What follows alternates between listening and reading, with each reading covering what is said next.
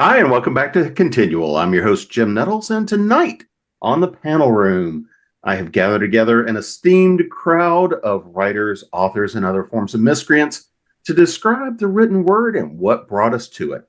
Tonight, we're going to be talking about getting off that couch, getting to the keyboard, and starting to crank out fine, refined literature, and then Jay.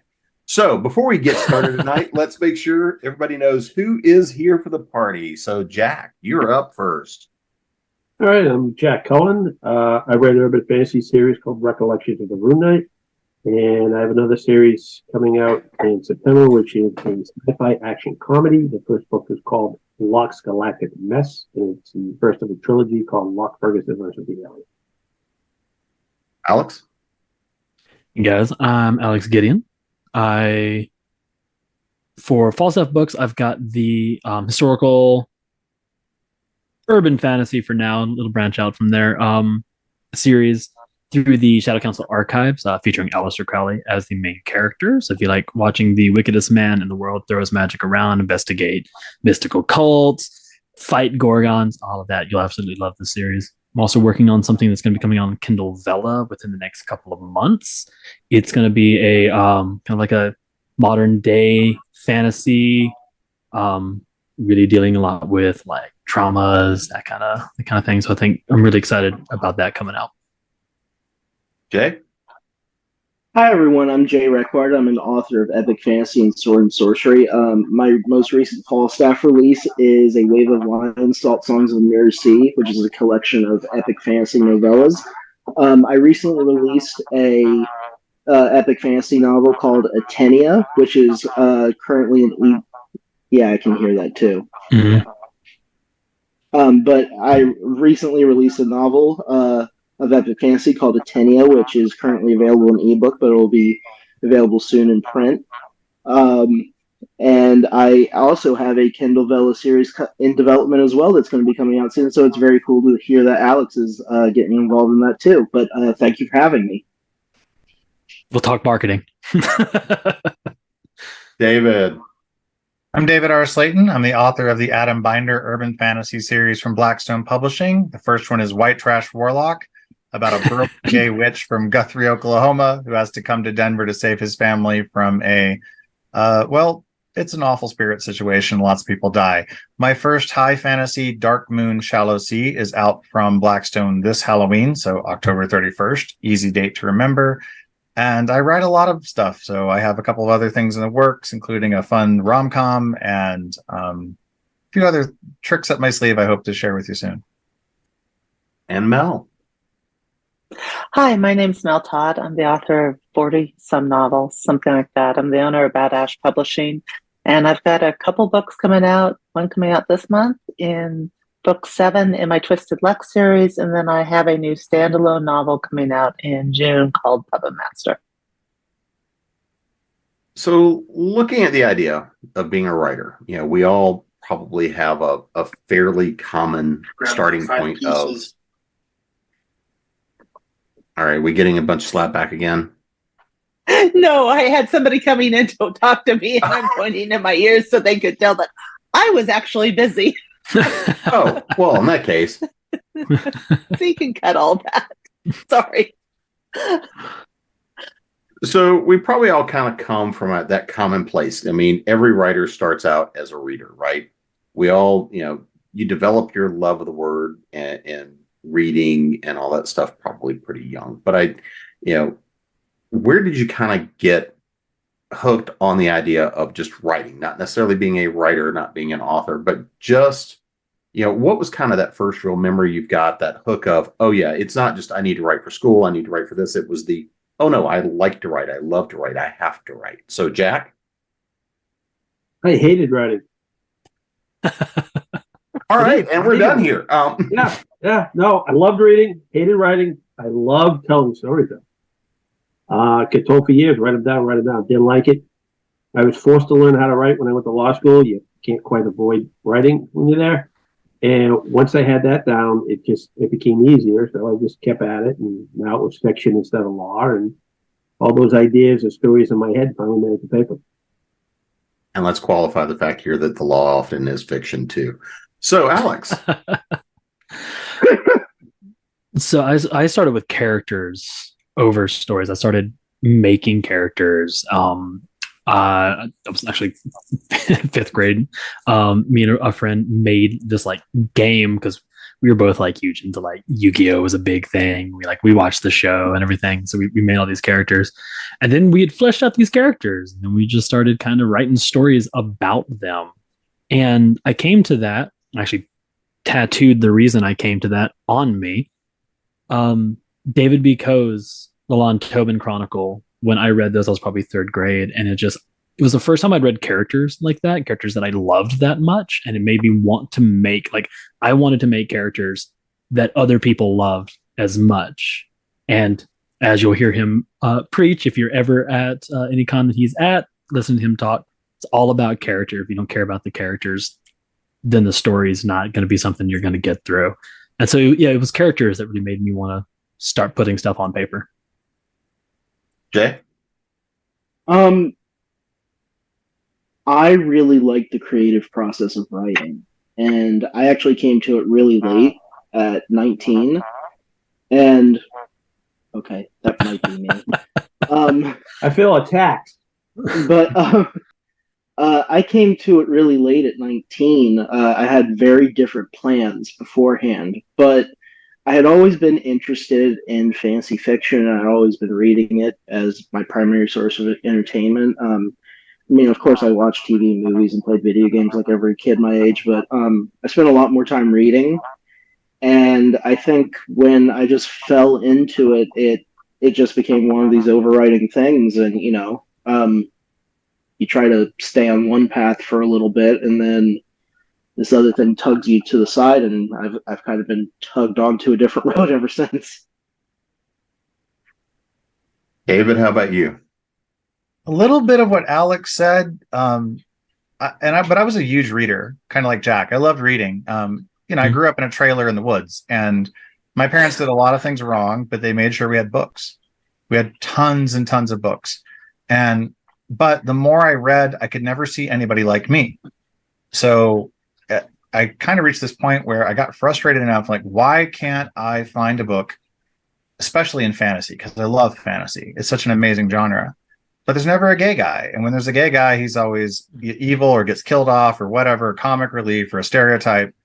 And I finally just kind of got fed up enough with it to try to write stories about people like me. And I wanted to read those stories. So it kind of started with that. And then I think the first thing I ever really tried was writing a Star Wars book, because I thought it'd be so cool if somebody wrote a Star Wars book outside of the movies. Because I grew up in a trailer of the woods. I had no idea what was going on in the world. So obviously there's lots of Star Wars books.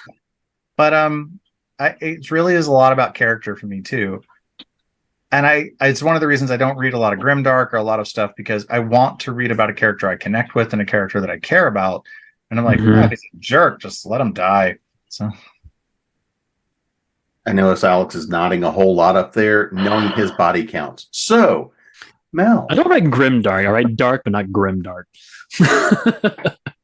Same. I write pretty dark. Again, my stuff's not bright. I'm never going to be a sunshine boy, but grimdark. Too much. Well, as you can tell from the library behind me, obviously I don't like reading at all. I literally cannot remember ever not being able to read.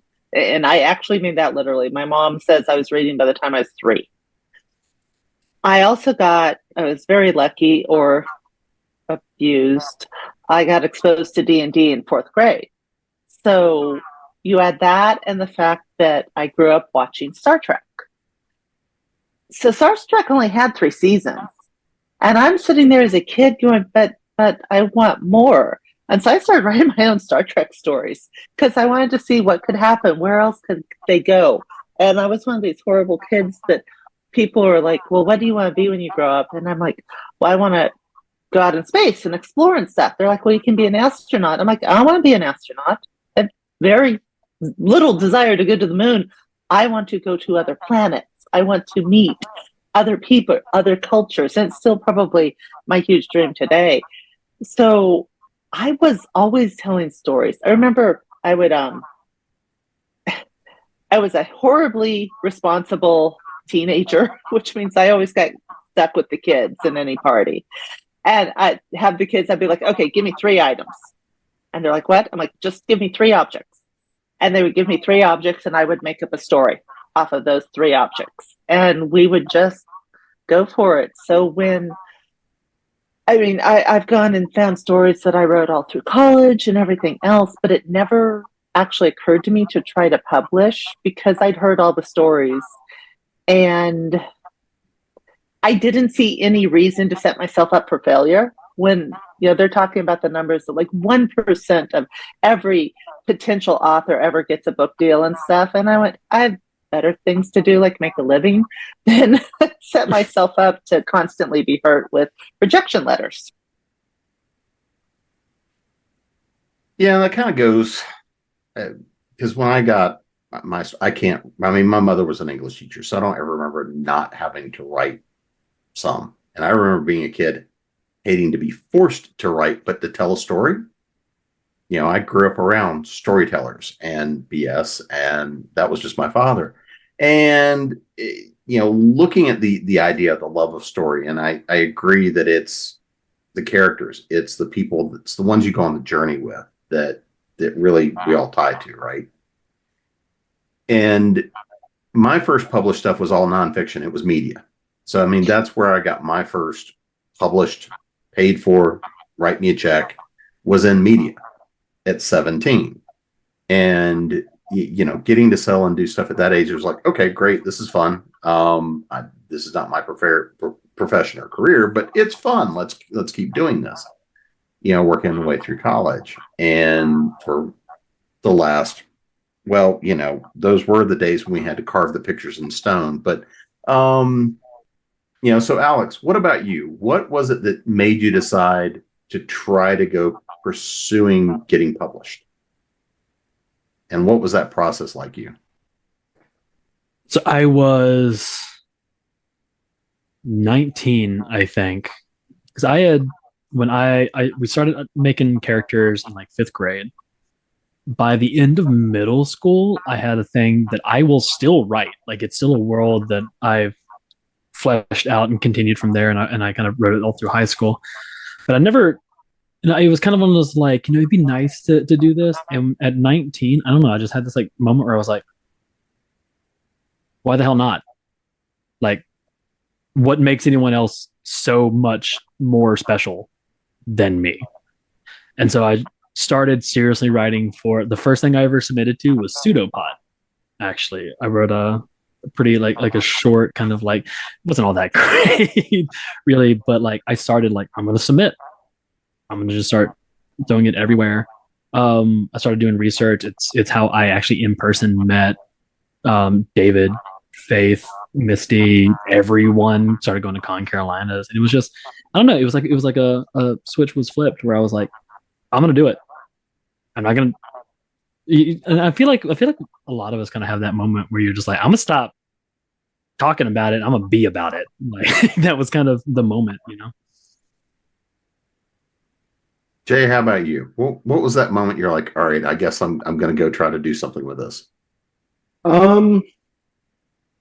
Weirdly, I had I chalk it up to 2 different experiences. One that was kind of positive and one that was semi-negative, but turned out to be really good for me in the end. The first one was my high school English teacher, kind of pushing me to write. She kind of pulled me aside one day, and after I'd written this kind of like description of the whirlpool that Beowulf has to jump into to go and fight Beowulf's mother, she thought my description of it was really well, and she pulled me aside and she's like, I know you have these plans, but I think you should pursue these plans. And she made me sign up for a creative writing course, and kind of things went from there. But once I got into college, I started taking a bunch of creative writing courses, and I wouldn't say my early like fantasy work was grimdark. There was just a lot of dead people and a lot of people dying. And I had this one professor who like kind of pulled me to the side. I was at Wake Technical Community College at the time, and there was this poet there. He's still there, and he's great. I wish I could remember his name now. He's still publishing. But he pulled me to the side, and he's like, if you didn't kill 300 people in this story and you only killed 2 or 3 and you made those deaths actually matter, you could be really good at this. So he's like, I'm going to give you a C, but come back for creative writing 2 and we'll work on this. I think once I had the validation of that high school teacher and then had like a critical validation from like a creative writing teacher who wasn't even interested in fantasy, but still wanted to push me towards that, I kind of knew that like, okay, all the plans I had beforehand went out the window, and I just pursued that. David? Trying to remember. It's funny because I dropped out of high school, so like I gave that to Adam because that's what happened to me and what happens to a lot of people in Oklahoma. So it took me a long time to kind of continue my education and learn. So I really felt like it wasn't for me. I really felt like I wasn't allowed to do it. I think something like Alex was saying, we all have that moment. And then finally I found the discipline and reached a point where I finished a book. And just finishing that book was like a light bulb went off. It was like, ding, I'd leveled up. And it was a terrible book. I mean, it was a brick. No one will ever. It was just a 200,000 word just piece of garbage. But I finished a book, and that taught me, hey, I can do this. And so I gave it to a trusted friend who read it and said, "This is awful, but there's something here. Like you've got something. You just need to do better." So started doing better, and not having a clue what I was doing. I went to a writing conference. Found out I still didn't have a clue as to what I was doing, but I met other authors and got to hear people like Gail Carriger speak. And when I heard Gail Carriger talk about having a daily practice, and even if it means getting up at 5 a.m. before the day job, and carving out the time and prioritizing it and being selfish about that time, that was the big thing. That was the big thing for me. It was figuring out how to have a daily practice, and that time is sacred. Unless you're bleeding or the house is on fire, don't come through that door. And and that's how I was able to, finish book after book, and then, eventually get an agent and see publication. So, Mel? So I went about it a different way. In 2003, I got introduced to fan fiction. And I went, yes, something to read, because at that point in time, authors almost couldn't keep up with me. And somebody convinced me to start writing it. And I had started, okay, this is kind of interesting. Okay, this is fun. I finished a story. I just finished another one. I think by 2010, I had 400,000 words of published fan fiction, and I was getting 10,000 hits a day. Whenever I posted a new chapter, I would get 10,000 hits in the first 24 hours. Well, about that time, one of the fanfic authors I knew called me up. He's like, hey, have you looked at this self-publishing thing? I was like, what? Because, Vanity Presses still existed then. He's like, no, Amazon's doing something kind of cool. And he was one of the first authors that Amazon signed to 47 North. And so we sat and talked about it for a while. And I'm like, I could do this. And then I made the biggest mistake of my life. Oh, that's not true.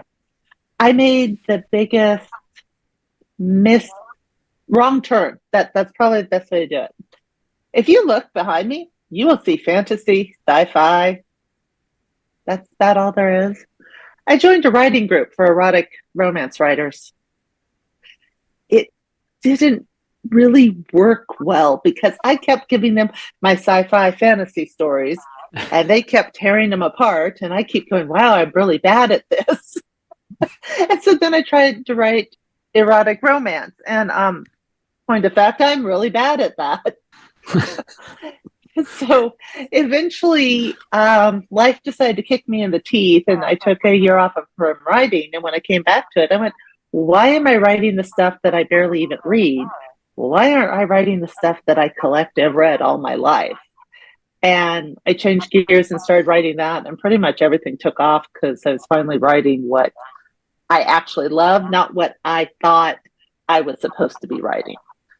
I write very, very bad erotica. Very bad erotica. Still a market. Can I just say there's a lot of great authors? I mean, Shauna McGuire, Cassandra Clare, they started out in fanfic. So if you're watching this you write fanfic, don't ever be ashamed of it. It's an amazing place to learn how to write. Yeah, absolutely. It is. I mean, that and I have brought over a lot of diehard fans because I had people who had already been reading me regularly for a decade. And then literally, I still to this day still write fan fiction. I have a massive one that's still going on. It's a Buffy Marvel MCU crossover that I'm still having fun with. And I have people constantly going, when's the next chapter? And I'm going, I have this to write that I have to publish. But it's where I still go to. In fact, right now, I have learned that whenever I'm getting really stressed in life, I start reading fan fiction because it's kind of like eating mac and cheese, but not as bad on my list. So, Jack, how about you? Since Jay called you out and said, he came to this late in life at 19. Yeah. Oh God, that hurt. That hurt bad. At 19, when I was 19, people were writing with typewriters. Which is kind of why I hated writing. I did not like typewriters, and I am a lefty who is a horrible writer. I would say technology and good advice actually is kind of what got it to me. Finally, when they got, household computers that were reasonable priced, and a buddy gave me some really good advice. I had half-heartedly tried it a couple of times, and I put everything away and decided I was going to be a grown-up. I was really bad at being a grown-up. Turned out all my jobs are the stuff people write about. I was a soldier, I was a firefighter, I was a cop, I was a lawyer. People write books and make movies about all those occupations. So a buddy of mine published a trilogy. I started talking to him, and he gave me some really good advice. Basically just keep writing, pick a number, try to get that number every day if you can. Don't be upset if you don't. And I never looked at it that way. I always kind of typed some stuff and oh, look, a bird. And then I'd no longer be in front of the screen. So by giving myself a number every day, I was able to get all the thoughts that were already in my head actually out onto the screen. Computers and a buddy with good advice, that's what finally got me going. One of those things that we all kind of deal with, we've all kind of broached a little bit of this, is the idea that we didn't do this by ourselves. There was some encouragement, there was advice, there was people that went and said, this sucks, but there's still something here. And then you're right, you suck a little less, and until the point you get to the point where this sucks not so bad enough that I can't publish it. And walking kind of through that lens, thinking about all the advice you've gotten. And this is one of those dangerous questions. What's the piece of advice, good or bad, that you got that ultimately really was helpful, whether it was because it was great advice that carried you forward, or it was really bad advice that you looked and said, yeah, I'm not going to do that, or you even tried it and said, this is not working for me. So Jay, I'm going to throw that at you. I think, and it came from a bunch of different people. So, I can't really credit one specific person, but Jack kind of mentioned it, developing a process to actually get the words down every day and actually creating that process and adhering to it is so important. It's something that writers aren't taught. There's no book out there for how to create a process because your process is unique to you. It really is. But I think the best advice that I've been taught just over the years is really develop a process so you can get the words down.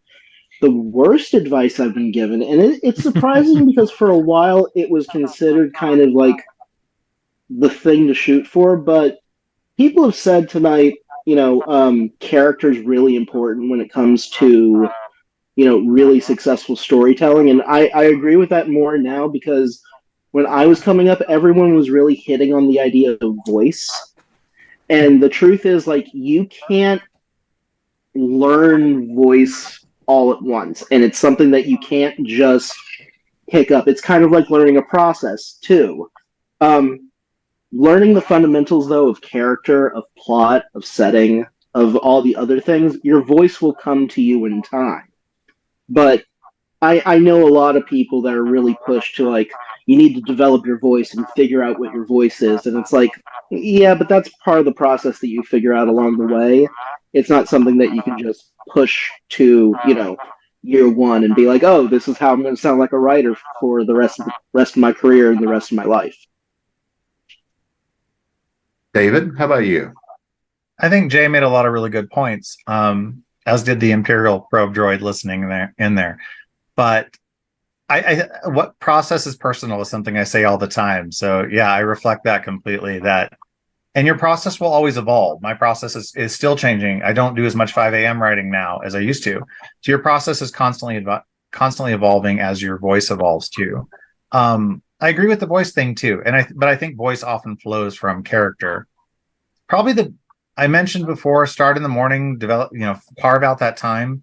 That got paired with something Chuck Wendig said at that same conference where I heard Gail Carriger speak, and that was the idea of brain points. I thought this was the best thing I ever heard, which is, if you've got a day job, if you got other things in your life, as we all do, start in the morning while your brain is fresh and use your best brain points of the day on your writing. Because then, if you try to do it in the evening after your day job or after dealing with your kids all day or whatever, your mind's going to be tired and the work won't be as good. So that really started I hate getting up at 4:30 in the morning. There's a reason I'm so pale, but that's what trained me to do it, was using my best. And then I start my day writing. I start my day on write. It's the same experience a lot of people have with working out. I have such a better day at my day job if I start my day writing.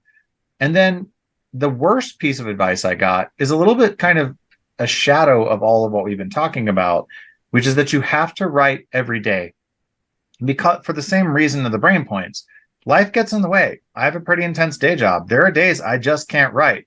And what was happening is I've got to turn out 1,000 words a day. I've got to turn out 1,500 good words a day. What I found was I would get really discouraged and I'd get really, down about it and beat myself up. And then it would kill my motivation. It's like, oh, I suck at this. I suck at writing. So what I learned was to take, I teach classes on agile project management for writers. And what I learned was stop trying to do 1,500 words a day. Instead, shoot for 10,000 shippable good words a week. That way, if the day job explodes and I can't work today, I'm not going to beat myself up. I'm not going to be guilty about it. I'm just going to let it go. And I will find time to make up those words throughout the week. And, if I spend the whole weekend in my PJs on the couch writing, then so be it. But that really helped me let go of this stress and guilt about having to work every day. So I don't agree with that. Don't, write every day. You'll burn yourself out and you'll lose motivation. Give yourself some grace to put some slack in there. Mel? Well, obviously, by far the best advice I had gotten was, why don't you try the self-publishing thing? That was a pretty good piece of advice. But the worst was, oh, you should write erotic romance. It's selling really well right now. Honestly, I think the thing that is a piece of advice multiple of my friends give me constantly to this day that I am the worst at taking, kind of relates a lot to what David says, is have a little bit more grace with yourself. I punish myself way harder than I would ever punish anybody who worked for me, worked with me, anybody else. But at the same time, I've gotten better. As Jim knows, not last week, but the week before, I managed to actively sprain my middle finger. So I was in a splint and everything else. It's extremely impossible to type when your finger is in a splint and you can't move it. So I'm getting better at going, hey, life has said you're not writing this week. It isn't happening. So what are all the other things I need to work on that normally I push to the side in favor of writing?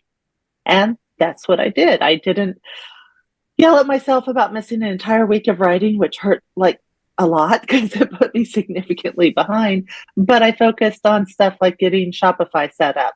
I worked on some ads and some other things that we've been needed to work on. So the best advice I can give anybody is give yourself a little bit of grace.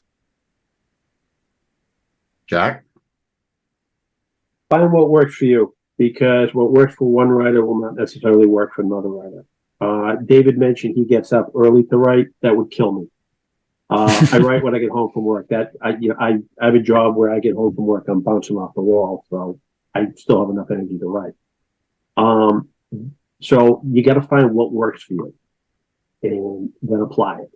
The other thing I would say, if you have a family, make sure you don't neglect them with your writing. I got a wife and kid, and I've gotten yelled at more than a couple of times because we'll literally be driving somewhere on vacation, and I'm writing stuff in my head, and I'm getting the elbow from the wife. So, find the time to write, but don't neglect your loved ones while you're doing it. Alex? Best piece of advice I got, I can't even remember who said it. It has become my mantra. And it's generally for first draft is where it's the best, but it's how I get through short stories, how I get through books, how I get through anything. And that is trade perfect for done. Always trade perfect for done. I never look back.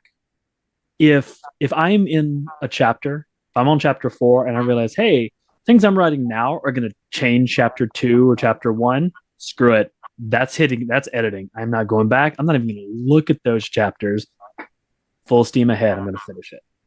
And then do you at least give yourself a note so you remember? Oh yeah.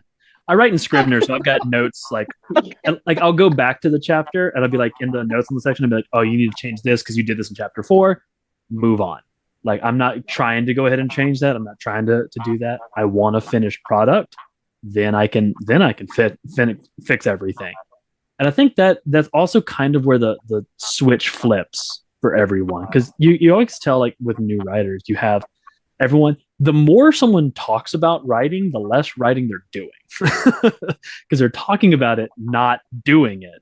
And then suddenly you'll see like those writers, and then you're like, hey, you stopped talking. And then like 2 months later, they're like, finished a book. And you're like, yep, there it is. The worst advice I've got, it kind of goes along with what David was saying, is it's not really advice, but it was like kind of this like idea that circulates around. And that's because of Stephen King's On Writing. When he says that his goal per day is 2,000 words, there's that stick. 2,000 words a day is professional pace. No. 2,000 words a day is Stephen King's pace. And it's great. If you can do 2,000 words a day, hell yeah, that's awesome. You're getting that. Especially starting out, there was a time when I set my daily word count at 250 words. That's a page. I know I can write a page. My worst days, I can write a page. And then when you're breaking that, you feel good. Like if you set a lofty goal and you're continuing to miss it, it feels crappy. You feel bad about yourself. You're like, I'm not doing this well enough. I'm not hitting it. Set a goal. Find out what you can do a day. If you can do 1,000 words a day, awesome. Your goal is 500 every day. Set a goal that you know you can break so you can feel good about always beating your goal. And that kind of goes into one of the next places I wanted to talk about, which is the motivation side of writing, right? Because I mean, this is one of those things that we all face at some point in time. And I mean, in fact, everything we were just talking about has, at least in some way, shape, or form, to do with both motivation and reward systems, right? Because there's no matter what we say, writing is still work. It can be fun, it can be great experience, but it's still work. And this is one of those things that I think a lot of people, like Jack, you were mentioning your wife, miss the fact that it is both a compulsion and it's also work. So David, what does it look like for you? What does that motivation look like for you to keep all the stuff going? I get an email every once in a while. I got one this week from a reader, especially when I hear some. So let me back up a little bit to explain this. So I wrote epic fantasy for years and wasn't published. And I started looking at self-publishing, which part of what we've said about process also, your path to publication is right for you. I want to make that really clear too. A lot of people I know are hybridizing now, going both ways with it. There's no right or wrong to publication, and traditional self I just want to be clear. There's no. Sometimes you get these like almost like edition wars in D&D. You get people like, no, this is the way. There's no absolutes. Like no Sith here. Find Dinosaurs. Find what works for you. That's all I want to say there. But essentially, what was happening was I had written a couple epic fantasies. I got an agent. We weren't selling anything, and I started writing something just for me. I said, you know what? It's going to be stupid. It's going to be weird. It's going to be super gay. I'll put it up on Wattpad or my website, and maybe it'll sell, or at least bring me an audience. I'll put it up for free, and bring me an audience, and then maybe I'll sell something. And then as I was just about finishing it, it's like, oh, I think this might actually be really commercial. And I very hesitantly sent it to my agent, and she wrote back at like 1 a.m, 3 hours, because I finished it at 10 o'clock at night. She was up all night reading it, going, yeah, this is it. This is the book. And that became White Trash Warlock. So that ties into what Mel was saying. You have to write what you love. You can't write something that you can't chase the market. You can't write erotica. I'd be the same way, Mel. I'd be like, fade to black all the time.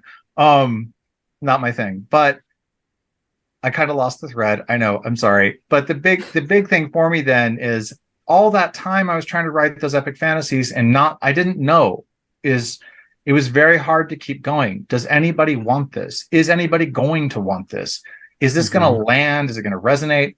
And then when Warlock published, every once in a while I get these emails. I got one last week that was, thank you for writing about us. Thank you for writing about rural people who grew up rural. Thank you. And I know you're legit because you get the food right. You get the food insecurity and you get the poverty right, and these details about growing up in a trailer that people who didn't know, and you don't stigmatize us or stereotype us. You are one of us. And I can live off one of those emails for a month. So keep them coming if you're watching. Remember, email your favorite authors. And leave reviews. They really help. But don't stalk. Yeah. Yep. Please no. Don't send me creepy emails. Got a few of those too. Yeah, no, don't do that. Mel, how about you? I was just thinking the worst thing I remembered about living in a trailer, because I lived in a mobile home for a good portion of my childhood, is we had passion flowers, and I was the only one small enough to crawl underneath the trailer to pull them. And you had to pull them because passion flowers are very much like morning glories, and that they go up and wrap around the pipes and pull the pipes down. And I always hated that because we had black widows all over the place. So you'd roll over and all you'd see are all these red hourglasses above you. I normally live and let live with spiders. No, black widows die. Adam, very quickly, kill. We should go to therapy together. My arachnophobic ass could never. There are some things that just scar you in childhood for all eternity.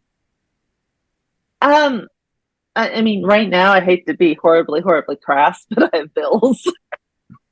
The bills are a wonderful motivator for getting me up and writing every day. I went full-time earlier this year, so this now is my day job, and I am actually relatively good about it. I get up at 6:45, and I am usually, quote, on the computer working about by 7:30, so I try to treat it like a day job. I will freely admit the squirrels in that my mind going, oh, look, won't this be interesting, are a little bit harder to control because my deadlines are a little bit more fluid. But, I mean, for me, it both is a job and is something I couldn't not do. I'm just extremely lucky in the fact that I make enough money to pay my bills off of it, but that means I have to keep writing. Oh no. Yeah, I know. Isn't that horrible? I mean, the only time it's really horrible is when your brain, like yesterday, my brain just wouldn't. I wrote 20 words. And you were talking about, your 1,000-word goals. Mine are 3,000 to 4,000 words a day, or what I think I should be doing. I managed 20 before I just gave it up and walked away. So I try not to have too many days like that, but sometimes your brain just won't create, so you can do other stuff. There's always work to do. Yeah. Burnout is real. Run your own business. The engine doesn't turn over, Mm-hmm. It didn't turn over at all. So, Jack, how about you? Another question again. I'm still on spiders. I won't bring up camel spiders. My experience with those. Motivation, keeping things going, getting them going, keeping them going, getting stuff out the door. Where's your motivation? Believe it. Well, my motivation is finishing the story. I hate starting a story and not finishing. It's like an itch you can't scratch. But the funny thing is so I started out self-publishing and now I'm with a publisher. That was kind of a shock because self-publishing, I'll write when I want. It's my schedule and I can change it as I need to. And, it's a nice day where I'm not going to write. And all of a sudden, I signed a contract. I have to have this done by a certain date. And that's kind of it's a motivator, but it's also kind of a shock. But yeah, I don't like leaving unfinished. It really bothers me, and I can't get back to the keyboard tapping for that. Yeah, there's nothing like the sound of a deadline that goes whizzing by. Alex, how about you? Where's that motivation come from? A lot of things. Honestly, it's things that are happening in my life or have happened, things I need to work through, that kind of thing. There's an author who was influential for me, who was not necessarily an amazing person. I'm not going to name. Jay probably knows. Who, in an interview, once said that he didn't think that people who were a lot younger, like late teens, early 20s, could write things that were like really, really good or would connect with people because they haven't had enough life experience in it.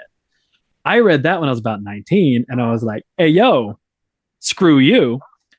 In a way, though, I feel like it can be true in a way, because I've noticed that I'm 30 now as opposed to 19, and I'm like, I've gone through a lot of things, and I think my writing is better for it because I've had these experiences and that kind of thing.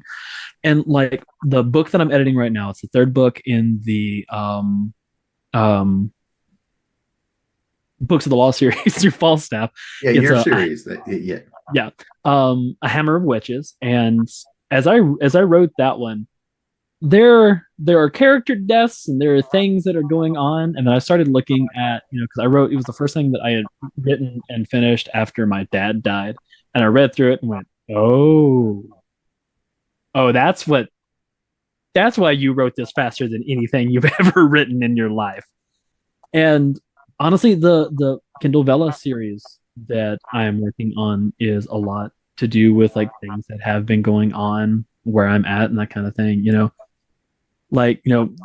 for David, kind of like along your lines, like wanting to like write those characters that are like you, that you don't really get to see.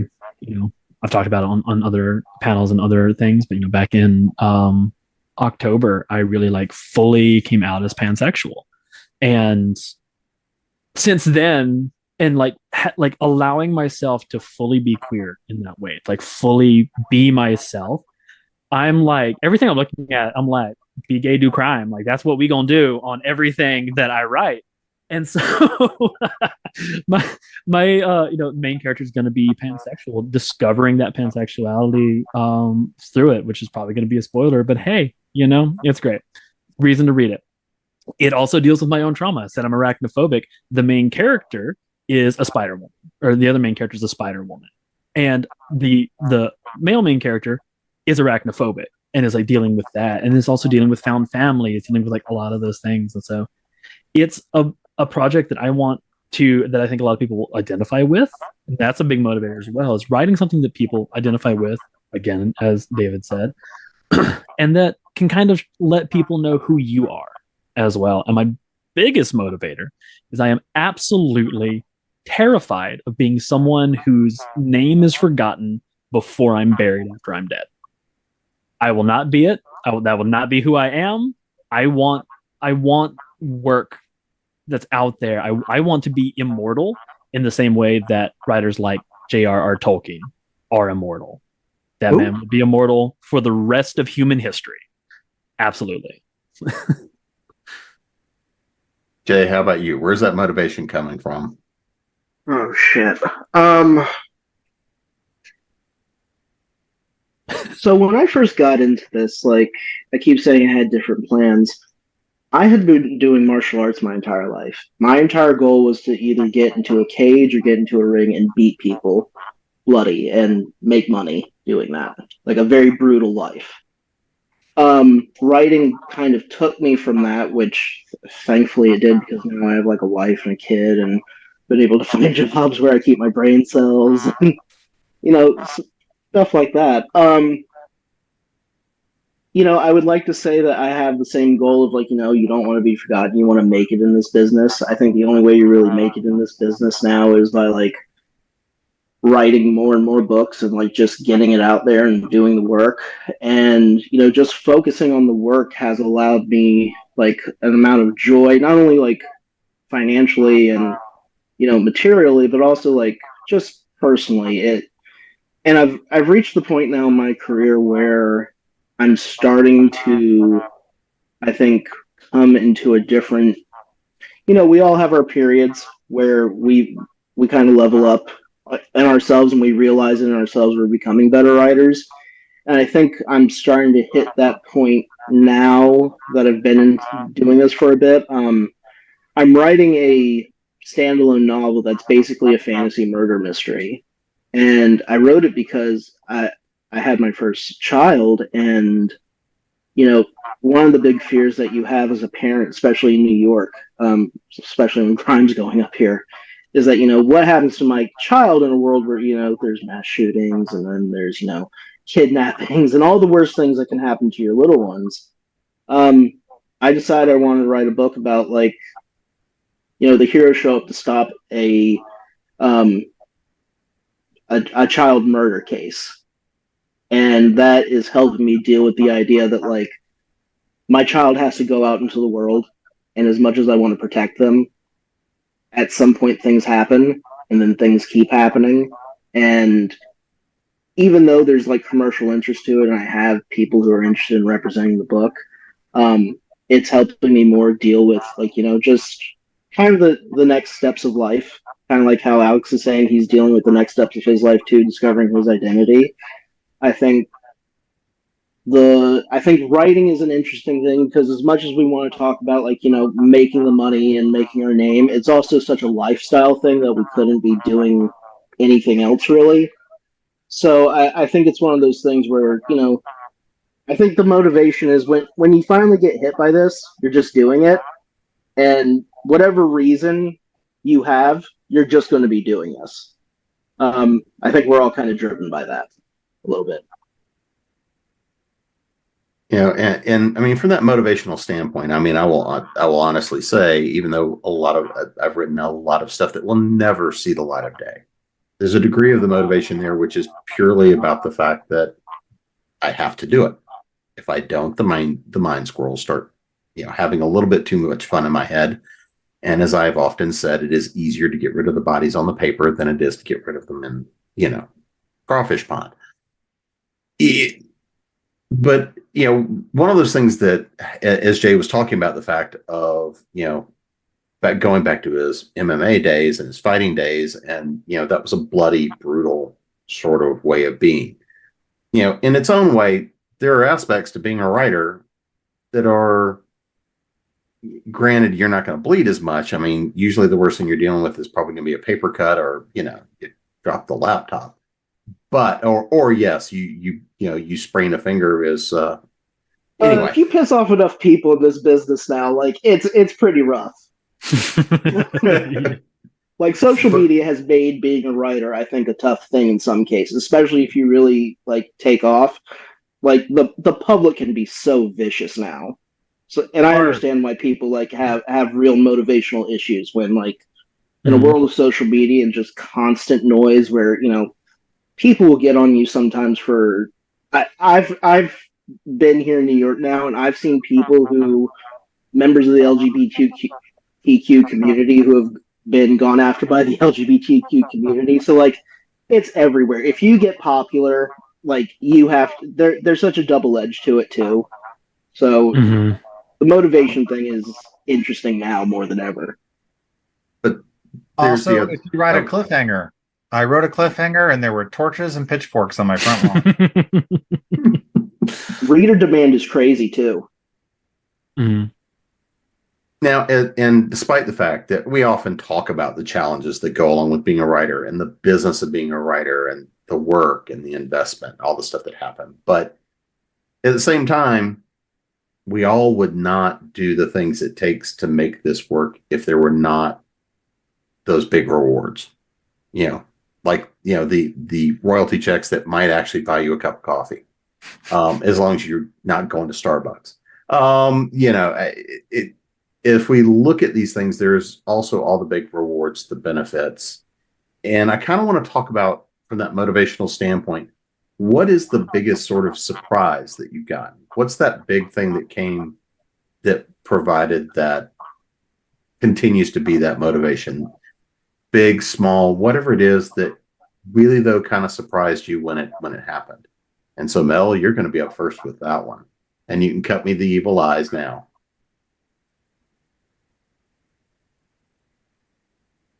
You're on mute. I was trying to be good. I had a very specific sort of story I wanted to write for the series I'm almost done with right now. And because of the story I wanted to tell, the main character that appeared is Ace. And I wasn't trying to prove anything. That's just who the character was. And she has a best friend who's a lesbian. And having that story and those relationships evolve, and I will start talking to people about them. And the second that I say, well, the main character is Ace, the number of people whose eyes have just lit up with this whole they are. And I mean, I had one person I told this, and they looked at me about the entire series in hardback. And I'm like, okay. I hadn't, I mean, I am a white, middle-aged fat woman, which means for the most part, I will see the Cinderella versions of myself in stories. But because I was always criticized for being fat, I never expected to see a representation of me in stories. So until I started writing this particular story with this Ace character, I had never realized how hungry people were to see themselves in stories.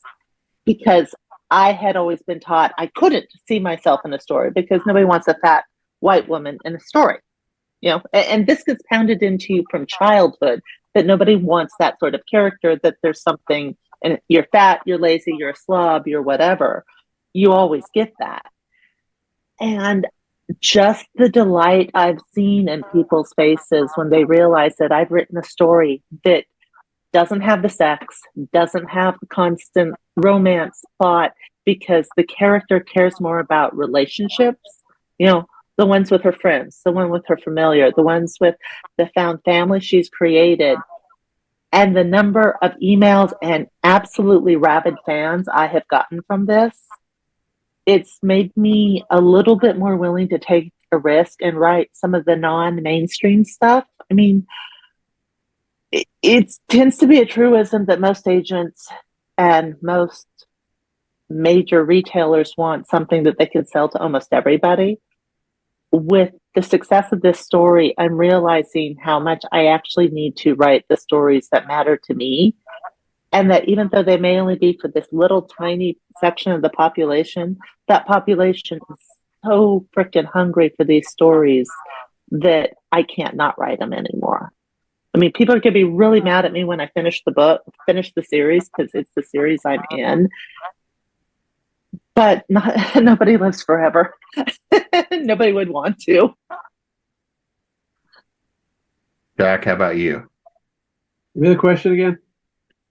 Out of all the things, what's the thing that surprised you? What's kind of that big boon or benefit, big or small, that but it's going to carry with you? You're going to have characters that write themselves. I've had characters that they take the computer away from you, and they just boom, boom, boom, boom. You're not writing anymore. You're channeling. And they're the ones that usually wind up being the fan favorites. And it makes it very easy to write those sections when you have a character that's, at least for me, immediately becomes one of the more in-depth characters, because it's just coming out. It's not necessarily planned. It just kind of flows through you. And usually winds up being a very, very likable character. And when you get one of those in one of your books, it just makes that book so much better. And if you keep them around, it makes the series much better. Alex, how about you? I don't know that I've had that like one big thing. To date, I've not had anything that's been super popular that's had like a lot of readers, that kind of thing. Something that I'm definitely still building audience, that kind of thing. It's some of those little things that get you. Like I had like last year, I did a lot of cons. I had one person, and maybe this is probably the biggest thing so far. I had a person that I had met at MarsCon who at that con brought their entire family to each of them bought a copy of my books. They could have just bought one. They all lived together. They all could have just bought one, but she got everyone to buy it. At Con Carolinas, I showed up. I was only there for the first day, but I went into a panel. She walked in. She lives up in Virginia, so she had driven 7 hours to come see me to see if my next book had come out. And that was like, that hit harder than a lot of things. I'm like, I've never had someone who cared that much about the things that like doesn't know me, that has like no obligation to me, doesn't, didn't previously care about me personally, cared about the work. And that was a big thing for me. And that's the thing that keeps us going. It's one of the reasons why I'm writing the things that I'm writing. I'll also say, when we say that the publishers want to publish the things that appeal to everyone, the question I always ask is, who is everyone? And are you sure it is everyone? Because they're like, oh, this is such a small, part of the population. And it's like, it's one of those things, like, especially LGBTQ in this. We don't have to necessarily, like, I don't have to read the pansexual character to be able to see myself in them. Because while where you're at, in the alphabet mafia will be different experiences depending. We in general all care about all of the experiences. I want to read the ace character. I want to read, just the standard gay characters and the lesbians. There's a reason why that episode 3 of The Last of Us hit so hard for so many people, because it was such a well done story about two gay men who don't look like what society thinks gay men are, and has such a great relationship that's ups and downs and all of that, and it's just so well portrayed and so well represented. We don't get to see it that much, and in those times, the people that are gonna see themselves in it, it's so much more important. Another really great one, there's a guy that I follow on TikTok, and he is a cosplayer. He's a black man, and I came across a video and he was bawling because he does cosplay for Lord of the Rings. And he's bawling because Magic the Gathering, which I'm a huge player of, is releasing a Lord of the Rings set. And there's a card in it called Aragorn and Arwen Wed, and in that card, Aragorn is black. And just that, because it was fantastic that they're able to do that, because we've got white Aragorn. It doesn't get better than Viggo Mortensen. It really doesn't. We don't need another. We need that representation. And and not only was he black, but he looked so much like him that it was crazy. And just seeing his reaction to being like, I never thought I would get to see myself represented in Lord of the Rings, much less one of the 9 from the Fellowship. And it was a beautiful moment seeing that. Jay, how about you? So, I weirdly have 2. My first reader who was like my big fan was like one of my college roommates who became a big fan after like we had parted ways in college and everything. He died. So like he's dead, and he read everything and he loved everything. So I kind of keep writing because he was a really big believer in me and like just me being able to do this. So I keep doing a little bit for him. The second one is there is this musician in North Carolina. He is a music student at East Carolina University. He's probably like 24 now, but like he's such a voracious fan of my work that we've started to work together on things, and him get involved in my creative process with my YouTube show, Pondering the Orb, and me kind of like get a chance to mentor him through his creative journey because there's weird cross parallels between writing music and writing fiction, it turns out. And just being able to have those kind of connections and meet people, and I think that's a really big motivator. But again, kind of getting back to it, I really like the work because the work not only brings joy to me, but it brings joy to other people, and you can keep going with it. You never have to stop writing the next book or the next story. You can just keep going. So, I think that's kind of where everything lays for me. And David. Well, I would have said that the emails and stuff, but I already covered that and how much agreeing with Alex that, representation matters so much. And when people can see themselves, that just means the world. Probably the two things that have blown my mind the most was going to a Comic-Con and having somebody cosplay one of my characters. That was like, what? Really? Like when no way to contain the just internal squee when that happened. And that when you inspire, and then now also being able to mentor other writers, and like I'm kind of mentoring someone who's just went to their first writing convention, had no idea what to expect. I wasn't going to be there, so I was like, hey, let's get on Zoom. I'll spend an hour or two with you and just kind of talk you through what you can get out of it, how to leverage the conference. Here's some people who are going to be there who I really respect and learned a lot from, and having them now have come back from that and saying, I'm so excited to write my book. I'm so excited because I learned so much, and to be able to, kind of pay it forward a bit and get that person to be excited. That, or maybe possibly ruin their life the way that English teachers have for some of us of, oh no, what journey are you on now? Well, I'm hoping that tonight we'll get some people really motivated. Both the people that, because I mean, we hear one of the things from a continual standpoint. We do hear from people that are like, we love the programming, all the stuff, but it's the motivational stuff and things that keep the ideas going, the juices moving. And I hope that we're going to be able to motivate a few people tonight as well. But before we get out of here, let's make sure everybody knows where to find you guys, the website, social media, and what's that book you want to go push. So Jack, I'm on. Let you go first. So I'm Jack Cullen. I write an urban fantasy series called Recollections of a Rune Knight, which is about a hidden city in Massachusetts where all these magic users and magical creatures hide out during ages of magic, and the police department that has to deal with them all. I also have a sci-fi action comic coming out in September called Locke's Galactic Mess, janitor gets abducted by aliens.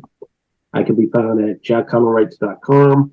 Jack Cullen Books on all the other social media, various social medias, and I have a YouTube channel called Books, Bullets, and Booze, where we review books, the weapons involved in them, and any drinks associated. 3 of my favorite things. Alex. So you can find me, guys, right down here, alexandergideon.net. I think the site's actually down right now, so it should be up in the next couple of days. But you can find links to all of my work, all of my social media. You can send me that lovely email telling me how great I am and how amazing my work is. Send it. The second book in the Books of the Law series is out. Third one should be out sometime this year. I have a newsletter. It's not come out in a while, but it will be starting back up here very soon. So subscribe to that, and you'll have all about what's going on, what's coming, when it's coming, and generally I do some giveaways. You get little snippets of things that are happening, being written, that kind of thing. So yeah, sign up for that. Jay. Hi everyone. My new book is an standalone epic fantasy called Atenia that you can find on Amazon right now in ebook. The print will be available soon. I also have a new series called Spy Counter Killer that will be coming out later this summer. You can find me at jrequard.com or at jrequard at various social media platforms. And thank you so much for having me. And the Imperial Droid. Thank you for the Imperial Droid for coming by and, sitting in on our show. It's been really lovely having this droid in the background just commentating. Yeah, the NSA. David, how about you? You can find me at davidslayton.com. Don't forget the R. There's a lot of Florida man types out there named David Slayton, it turns out. So davidslayton.com. My next book is Dark Moon, Shallow Sea. It's out on Halloween. It's Dark Souls meets Mistborn. I'm pretty happy with it. And then the Adam Binder series, the current 3 books are out: White Trash Warlock, Trailer Park Trickster, and Deadbeat Druid. And you can get my stuff pretty much anywhere. And if they don't have it, just ask them to order it in. And also, they're really good on audio. I also have a newsletter on my website. Sign up for that. I'll be sending out some really cool cosplay photo stuff about Dark Moon, character cards, and where I'll be touring and where I'll be showing up for all the stuff. Mel?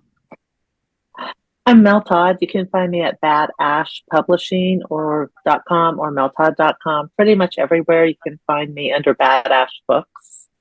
I have book 7 in my Twisted Luck series called Unbalanced Luck coming out May 26th. And then Puppet Master, which is a novel in a shared world that I'm sharing with authors such as Sarah Noffke, Kim Swain, and Jamie Davis, is a very unusual pair that gets stuck having to solve a mystery that they have absolutely no training or skills for. And that's Puppet Master, and will be out June 16th.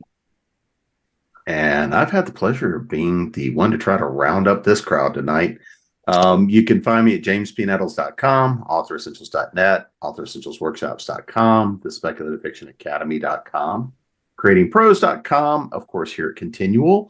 And after 3 years of pain, my contribution in fairy films, We Folk on the Big Screen, is going to be out and available by the time that this thing drops and releases. And it's all, while it's nonfiction, if you like folklore, it's a fun read. Thanks, everybody, and we will see you guys again soon. Go stack up those to-be read piles.